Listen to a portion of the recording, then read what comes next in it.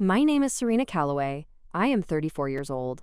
And on the Thursday before Thanksgiving, my father grabbed a wireless microphone in the middle of a family dinner and announced to 43 people that I was a broke dropout who had wasted every opportunity he had ever given me.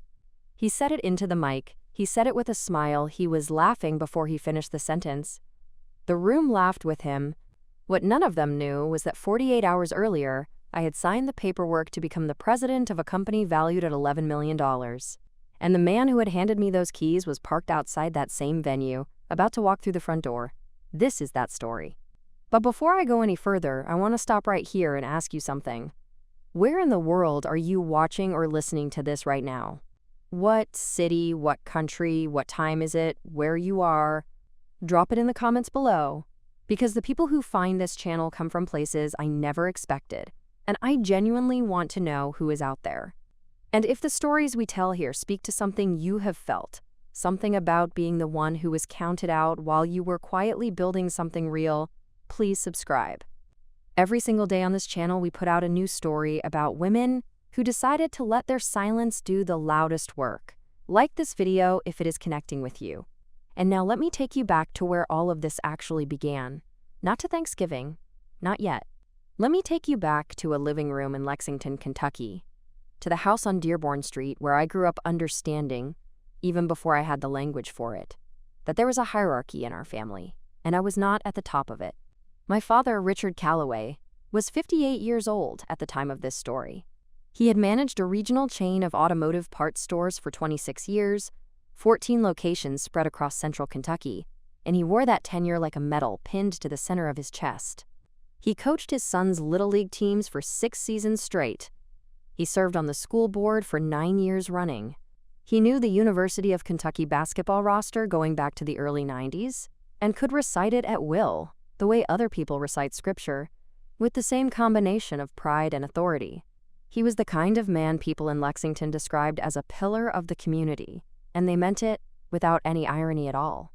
He was also the kind of man who had a favorite child and had long since stopped seeing any reason to disguise the fact, because he had told himself the story so many times that he no longer recognized it as a choice. My brother, Derek Calloway, was 31. He had my father's jaw, my father's handshake, and my father's foundational certainty that the world had been arranged primarily for his convenience. Derek had spent 2 years in business school at the University of Kentucky before transferring into a marketing certificate program, and my father described this not as a change of direction, but as a strategic pivot. That was a phrase Derek himself had started using, and which my father had absorbed and begun repeating as though it were a concept he had always held, the way families absorb each other's preferred language for things they want to be true. Derek worked in regional sales for a software firm in Lexington. He made decent money. He drove a leased Silverado and kept a fishing pole in the back and spent most weekends at the family lake lot in Harlan County with my father. They talked on the phone approximately 4 times a week. I knew this because my mother mentioned it once, casually, in the way that people mention things they do not realize are revelations to the person hearing them. My mother, Patrice Calloway, was 55. She had grown up in Pikeville and had come to Lexington for college and had stayed because my father was there, and because the city had become hers before she quite noticed it happening. She taught piano to children in the neighborhood on Tuesday and Thursday afternoons, sitting at the upright Steinway in the front parlor that had belonged to her own mother, correcting the position of small hands on keys with a patience I always admired. She made the best pecan pie in 4 counties, and had spent 30 years maintaining a careful, practiced neutrality between her husband's certainties and the more complicated texture of the life he was not always paying attention to. She loved me. I have always known that. But love in my mother's vocabulary was a quiet, private thing, expressed in pressed cheeks and casserole dishes, and in the way she once drove 2 hours to Nashville in the middle of a work week when I had a bad flu and could not get off the couch. She was not the kind of person who could redirect my father, and she had known that for years. And she had stopped trying in the way that people stop trying things they have tried many times and found immovable.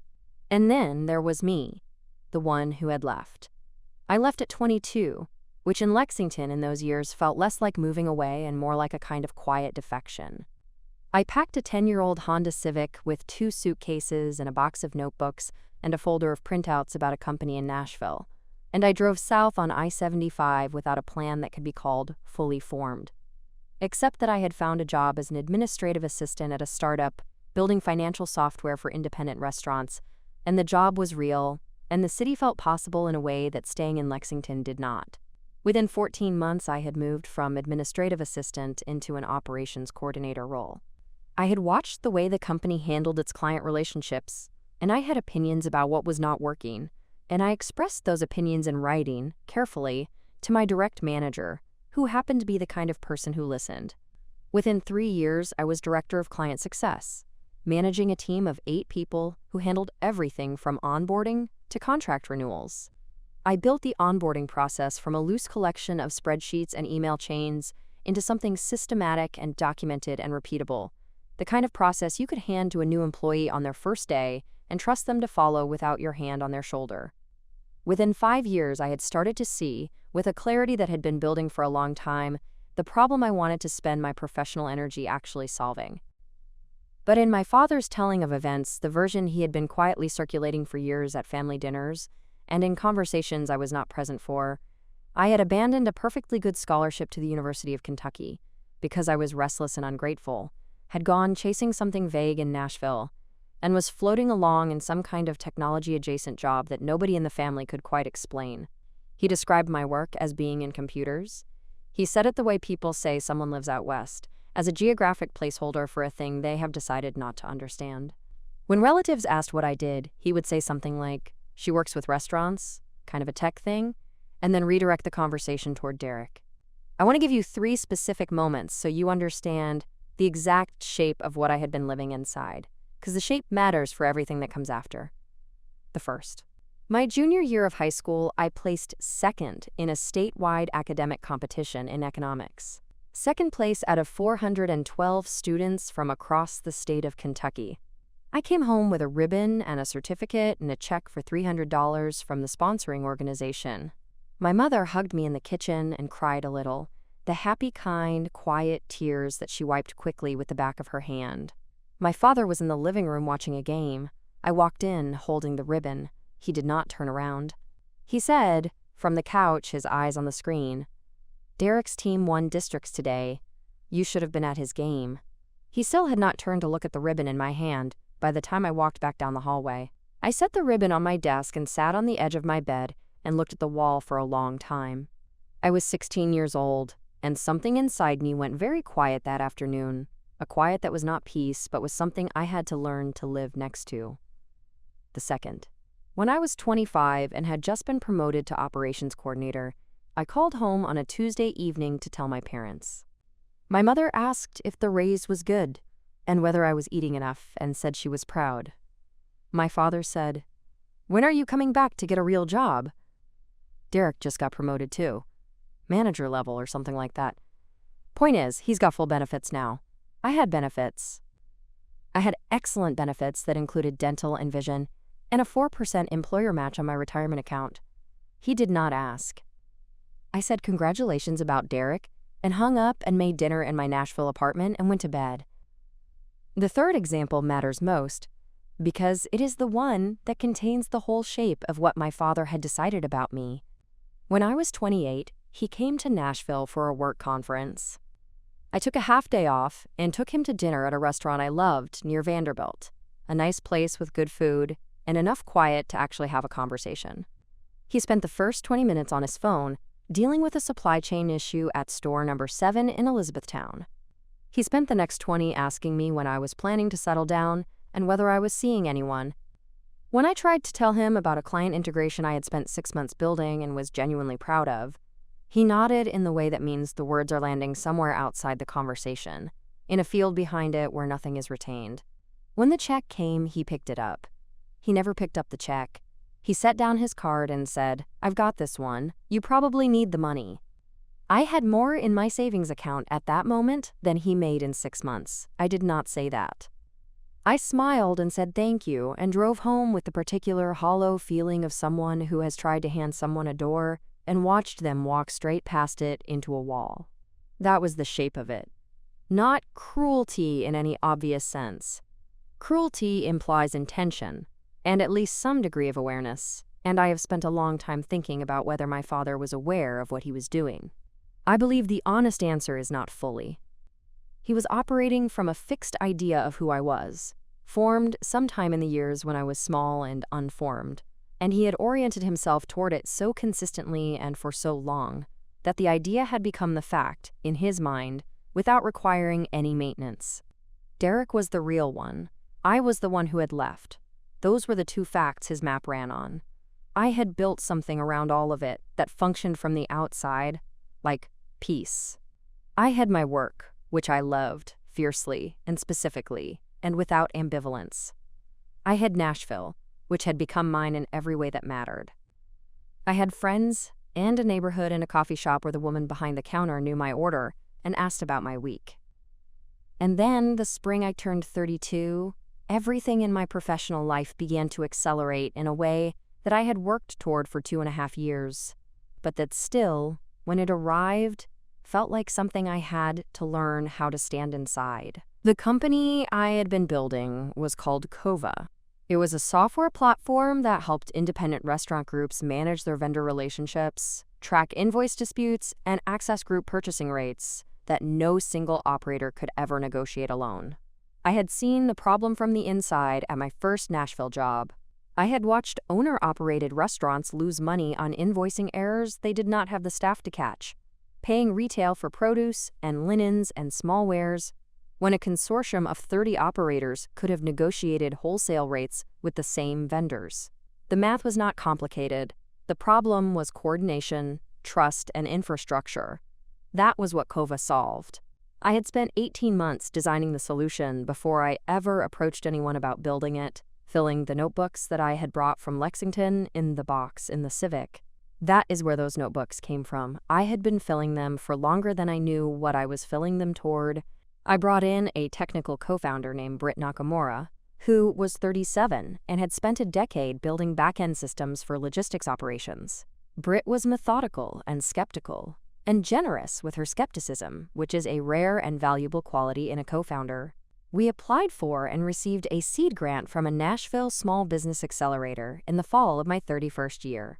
We raised $800,000 in a seed round the following spring from 4 investors, each of whom had looked at the problem closely enough to see what we saw. We had 42 paying clients by summer. By October, we had 91. The numbers were moving the way numbers move when what you have built is actually solving the thing it said it would solve. What I did not talk about at family gatherings, because I had long since stopped expecting those conversations to go anywhere useful, was that Kova had begun attracting serious attention from a private equity firm called Meridian Group Partners. Meridian was Nashville-based. They acquired and scaled software companies in the hospitality vertical, and they had a track record of backing founders through growth phases rather than replacing them, which mattered to me more than almost any other term.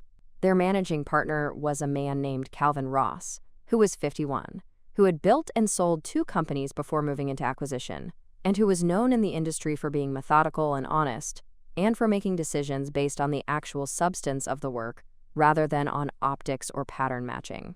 He had reached out to me in August through a mutual connection at a hospitality technology conference.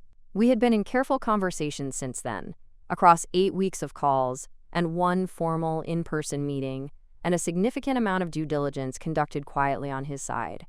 Those conversations had stayed quiet because Calvin Ross did not make moves publicly, and because I had learned, somewhere in the years of building, that the best preparation is the kind nobody witnesses until it is already done. On the Tuesday before Thanksgiving, Britt and I sat across from Calvin and his general counsel in a conference room on the 14th floor of a building in downtown Nashville. We signed the term sheet for a strategic acquisition and operating agreement. Under the terms, Meridian would acquire a controlling interest in Kova. I would remain as president with a 5-year operating agreement. The post-money valuation of the company was $11 million. The earnout structure would pay Britt and me against growth targets over 3 years. The floor payout, if we hit nothing above the baseline projections, was $1.4 million. The ceiling, if we reached the top tier, was just over $4 million. I signed my name at 4:47 in the afternoon. I know the exact time because I looked at my watch when the pen was in front of me and I wanted to remember the precise minute. Calvin shook my hand afterward and said, I backed you because you understand this problem better than anyone working in this space. Don't let that change." He said it the way he said most things, quietly and with the particular confidence of someone who has been in enough rooms where decisions are made that he no longer needs volume to convey weight. I drove home through Nashville traffic in silence. I turned off the radio. I needed the drive to be quiet because I did not know how to hold that much at once inside a moving car. When I got back to my apartment, I made tea and sat at the kitchen table and looked at the folder of signed documents for a long time without opening it. They were too large a fact to hold at room temperature. My mother called that evening to remind me that Thanksgiving was at the Sycamore Event Center this year, not at the house, because my Aunt Gloria had booked it for the family gathering. 40-some people, catered, no need to bring a dish. I told her I would be there Thursday. I did not tell her about the folder on the kitchen table. What I also did not tell her was something Calvin had mentioned almost in passing at the end of our meeting, that he had a standing dinner with a colleague in Lexington on Thanksgiving Thursday. I mentioned, without fully knowing why I mentioned it, that my family's gathering was also in Lexington, at the Sycamore Event Center on Beaumont Avenue. He said he knew the venue. He said he might stop in to say hello if the timing worked. I said that would be fine. I filed it as a polite offer and did not think more about it. I have since come to understand that Calvin Ross does exactly what he says he will do. The drive from Nashville to Lexington on Thanksgiving morning took 2 hours and 40 minutes. I packed a garment bag, a winter coat, and the folder of signed documents in the passenger seat, not because I planned to show anyone, but because I had not yet found a real place to put them. The folder rode beside me the whole drive, quiet and present, a fact waiting to be told. I arrived at the Sycamore Event Center at 11:30 in the morning. The room was already half full. Round tables with white linens, a buffet along the far wall. The low hum of a family gathering finding its frequency. There was a small, raised platform near the front of the room with a microphone stand on it. I noticed it and did not think anything further about it. I should have asked what it was for. My mother found me at the door and hugged me and said I looked thin and handed me cheese from a plate she was carrying. My Aunt Gloria swept past, talking about the table assignments having been changed 3 times. Derek was at a high top near the bar with 2 cousins, laughing at something on his phone. He looked up and waved. Derek and I had never been adversaries. He was not the architect of anything that had happened between me and our father. He was simply the direction my father's attention naturally turned.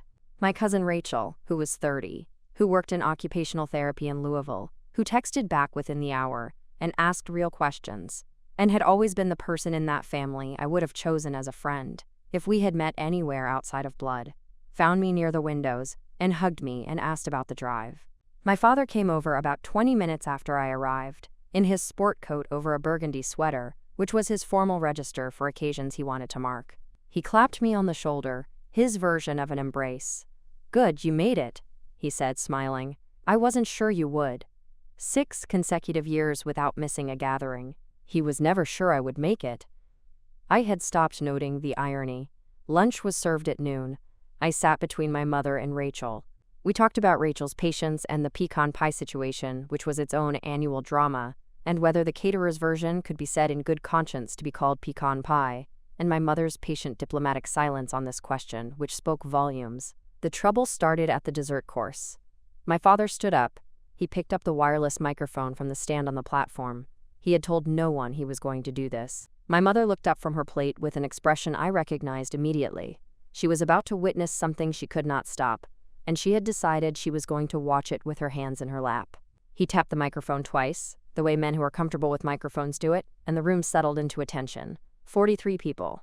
He talked about gratitude, and about the Calloway family, and about showing up. He raised his glass to Derek's recent promotion to regional sales director, and the room clinked, and Derek grinned with the easy, comfortable grin of a man whose name has been spoken warmly in this room his entire life. My father mentioned the new fishing boat. He mentioned the lake lot in Harlan County. He said it had been a good year, and then he looked at me. He smiled the smile of a man who believes what he is about to say is affectionate teasing, and therefore harmless, because people who have never been the target of a particular kind of remark rarely understand that the framing of it as a joke does not change what it costs.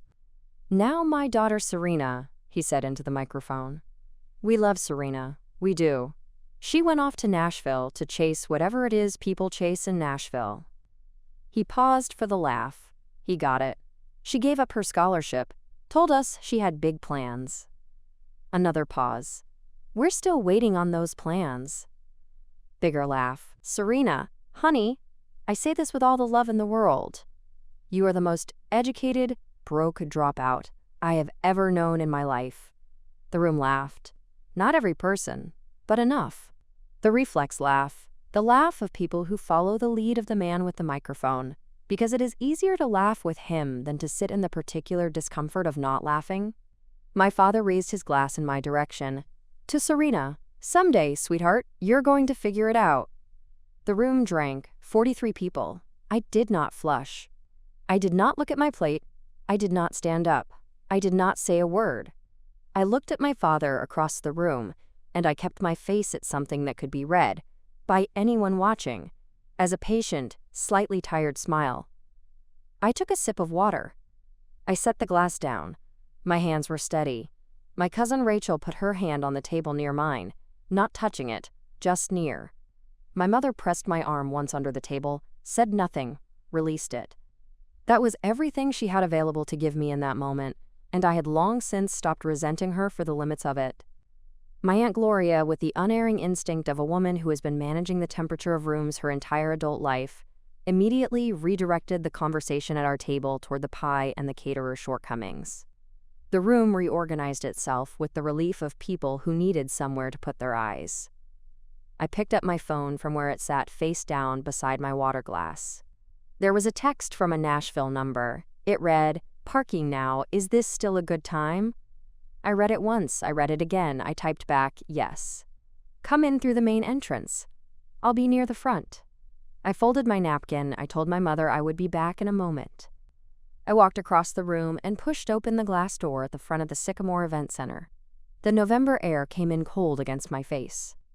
Calvin Ross was walking across the parking lot in a navy overcoat, a leather portfolio under his arm. He was with a woman named Diane Petrov, who sat on the boards of 2 regional investment funds, and who I had met briefly in September at a hospitality technology summit in Nashville, where I had presented to a room of about 200 people, and she had come up afterward and introduced herself.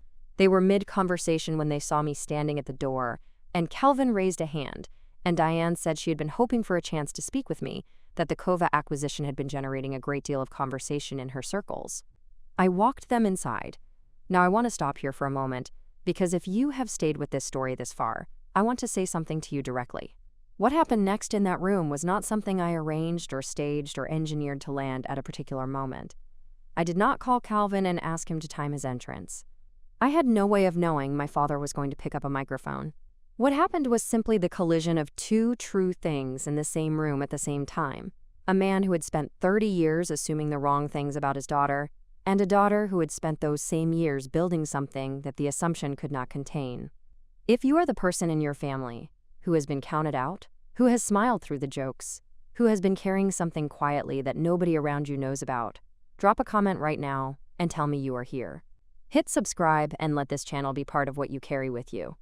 Now let me finish the story. I walked Calvin and Diane in through the main entrance. The room was in the loose hum of post-dessert, conversations overlapping, a few people standing. I could see my father near the bar talking to my Uncle Wayne, still holding his wine glass. I guided Calvin and Diane naturally toward the bar because it was the place to settle and because it was where my father was standing. I did not direct this with calculation, but I did not redirect it either. I let the room be what it was going to be. My father turned when he heard my voice behind him. He read Calvin Ross, the way people who have spent careers in business do. Coat, portfolio, the quality of stillness that comes from someone who is used to rooms where things are decided. Something in my father's assessment recalibrated. He extended his hand. Richard Calloway, my father said. Serena's father. I know, Calvin said, shaking it. She's mentioned the family. He said it simply, without theater or emphasis. Calvin Ross. I'm the managing partner at Meridian Group Partners. We just closed a deal this week. Your daughter is the president of the company. My father's wine glass stopped on its way to his mouth. It held there, midair. And he looked from Calvin to me and back to Calvin with the expression of a man whose internal map has just been corrected in a very public and irrevocable way. The coordinates he had been navigating by for years were wrong, and the recalculation was happening in real time, in front of his brother-in-law and his son, and 3 of his oldest friends who had drifted over to see who the well-dressed strangers were. "The company," my father said. "Kova," Calvin said. "Hospitality software. $11 million post-money valuation. We signed the operating agreement Tuesday afternoon." He said it with the same tone he would use in any professional setting. Matter of fact. No drama, no inflection, no performance. He was simply describing the world as it was. "Your daughter built something genuinely important. We've been watching her work for about a year." Diane Petrov turned slightly toward my father and said, "The Kova acquisition is the most interesting deal in Nashville hospitality tech in several years. You should be very proud of her." My father set his wine glass on the bar. He set it down with the deliberateness of a man who needs his hands to be empty. He looked at me. I looked back at him. I kept my face even. I was not smiling the smile of someone who has won something. My hands were loose at my sides. I said nothing at all, because nothing needed to be said. Calvin had said the things that needed to be in the room, and he had said them in front of my Uncle Wayne, who had heard my father describe me as the one who couldn't quite figure it out more times than I could count. He had said them in front of Derek, who had gone very still across the room and was looking at me with an expression I did not have a ready category for. He had said them in front of my father's oldest friend, Doug Hewitt, who put his hand on my father's shoulder and said quietly, "Dick, well, there it is." He said it the way old friends deliver large, difficult facts. My Aunt Gloria materialized at my elbow with the timing of a woman who has spent decades managing the temperature of every room she enters. She introduced herself to Calvin and Diane with warmth and grace, and she had the instinct to ask Calvin questions that let him say more to the room about what Kova was and what I had built, without it looking arranged. Rachel found her way into the conversation and looked at me twice across the group with an expression of deep, quiet satisfaction that I will carry for a long time. Calvin and Diane stayed about 30 minutes. When Calvin found me to say goodbye, he shook my hand and said he was looking forward to what we were going to build together. And he looked at me directly when he said it, with the steadiness of someone who had done the research and arrived at a considered conclusion. Then the glass door opened and closed and they were gone, and the room resettled around the fact of what had just happened. Derek found me by the windows 10 minutes later. He was holding a beer and looking at me with an expression that did not have a name I had used for him before. "I didn't know," he said. "I know. That's real. The company, the deal, that's real. It's real." He was quiet for a moment. "Are you okay?" Just the question, no lead-in, no qualification. "I'm fine," I said, and I meant it in a way I had not expected to mean anything today. "I've been fine for a while." "I should have called more," he said. "Not about anything, just a call." He set it down plainly, not as an apology asking for something back, just as a fact he was naming. "Yeah," I said. "But we're here now." He looked at his beer for a moment, then at me. "Take care of yourself, Serena."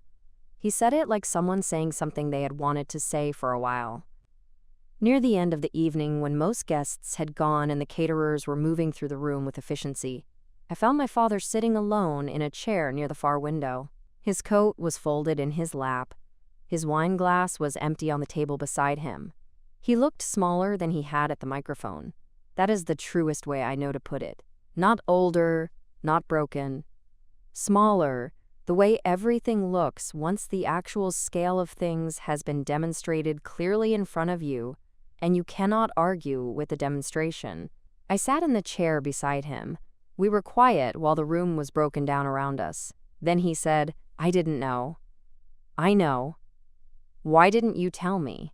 He asked it without defensiveness, like a man who actually wanted to understand the answer and had decided, for once, to hold still long enough to receive it. I thought about the question carefully.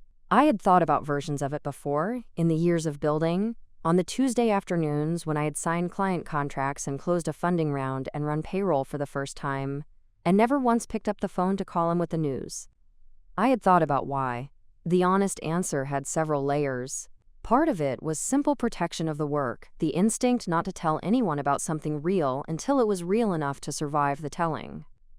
Part of it was the understanding, earned over many years, that the calling would have landed somewhere outside the conversation, in the field behind the conversation where facts about me were not retained.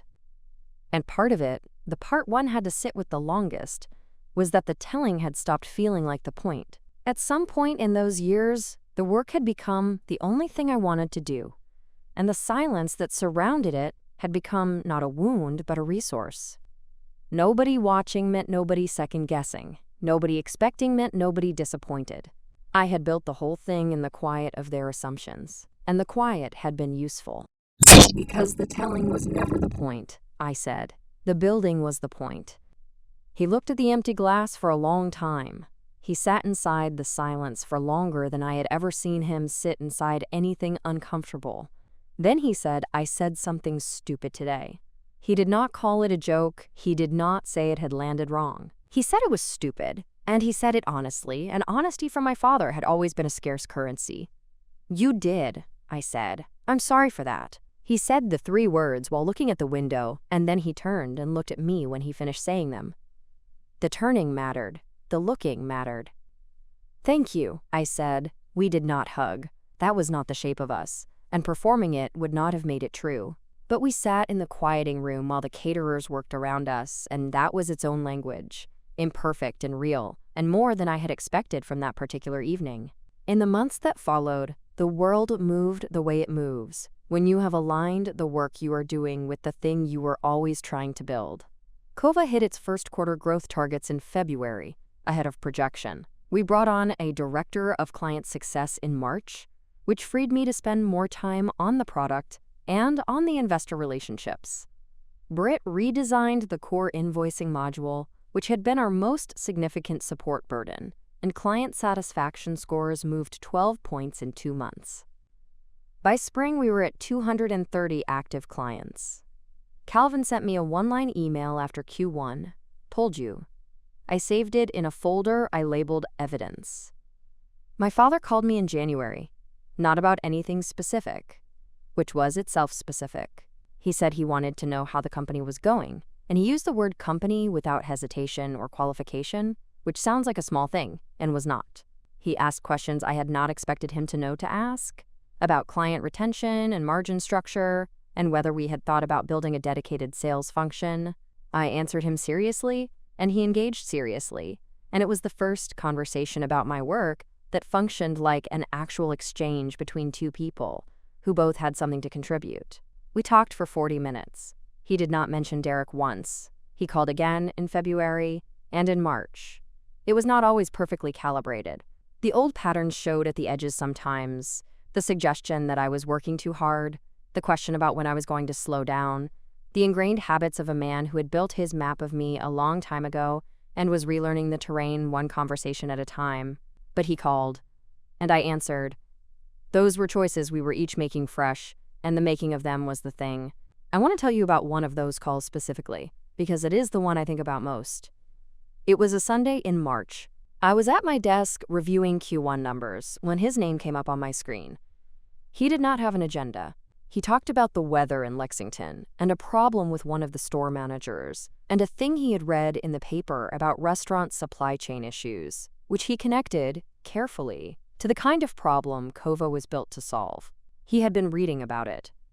He had been thinking about whether it connected to what I did. That was not the Richard Calloway of the dinner in Nashville, the one who had nodded past my client integration while asking about settling down. That was someone doing the slow, uncomfortable work of updating a map. I did not make it easy for him, and I did not make it hard for him. I just answered the questions and let the conversation be what it was. When we hung up, I sat with the phone in my hand for a moment. Not triumphant, not vindicated. Just thoughtful, the way you are when something you had stopped expecting turns out to still be possible. My mother and I talked more freely in those months as well. She asked real questions about the company, about the technology, about what it felt like to manage people now. She had always been curious in ways she had not always had room to express. I learned things about her in those conversations I had not known, about the years before I was born and the choices she had made and the ones she had not been able to make, and I understand her more completely now than I did before, which I did not expect. Derek moved to Charlotte in the spring for a new position with a larger firm, We text occasionally. Fishing, most of the time the language he inherited from our father and which I have come to read as a form of reaching out. Sometimes he asks about a business decision he is trying to think through. I give him honest answers, and he says thank you. That is a relationship I did not expect to have with him, and I find I am glad to have it. People can change direction. It happens more than the stories we tell about families would lead you to believe. Kova entered its third year with earnout projections running ahead of the top tier. I do not talk about the numbers in most contexts. Old habits do not dissolve. They become part of the texture of the person you are. What I do talk about is the work, because the work is where my attention belongs and where it has always been most alive. There is something I have come to believe about the years when nobody is watching. Those years are not the years before the story. They are the story itself. The 18 months of notebooks before a single line of code was written. The seed grant application filled out on a February Saturday with coffee going cold beside me. The client calls taken at 6 in the morning before the city was awake. The payroll runs I had to learn to do for the first time and got almost right. The investor meetings where I was the youngest person in the room and frequently the only woman, and sometimes both at once. The Tuesday afternoon at 4:47, when I put my pen to a term sheet and felt, running underneath the significance of it, every single one of the years between me and the girl who had packed a box of notebooks into a Honda Civic and driven south without a plan anyone in her family thought was worth asking about. Those years were the story. The ink on the term sheet was just the punctuation. I think about what it would have looked like if I had spent those years differently.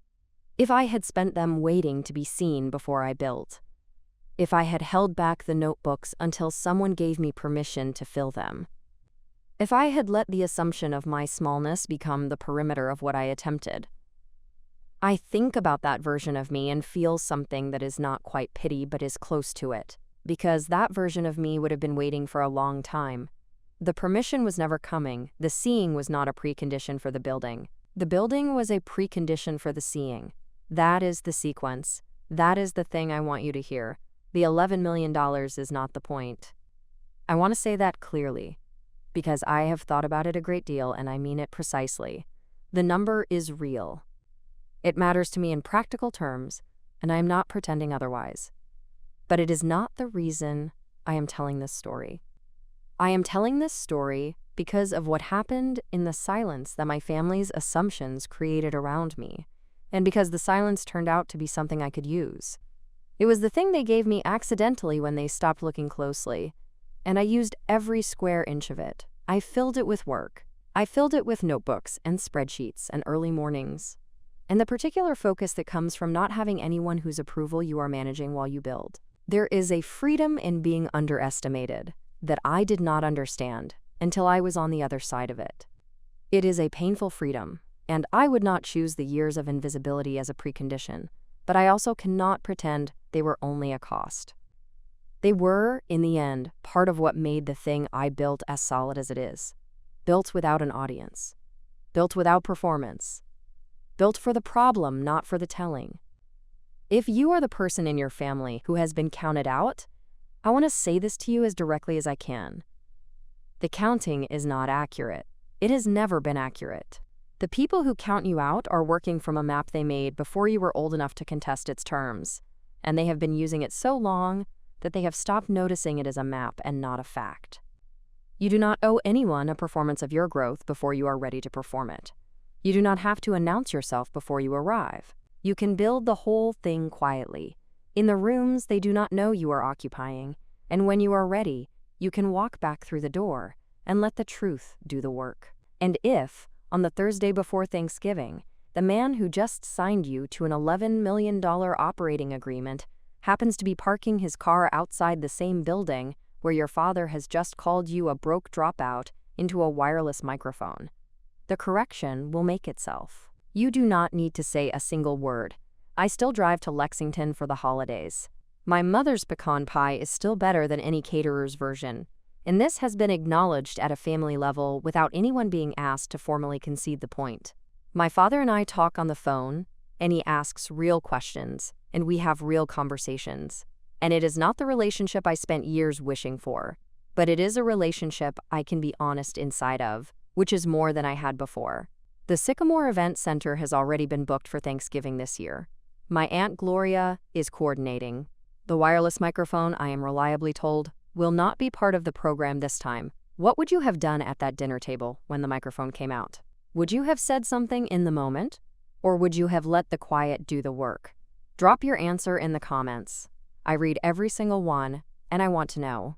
To every person out there who is building something in the silence right now, who is filling notebooks before the sun comes up, who is sitting in investor meetings as the youngest or the only one or both, who is answering client calls before anyone in their family knows the company exists, keep building.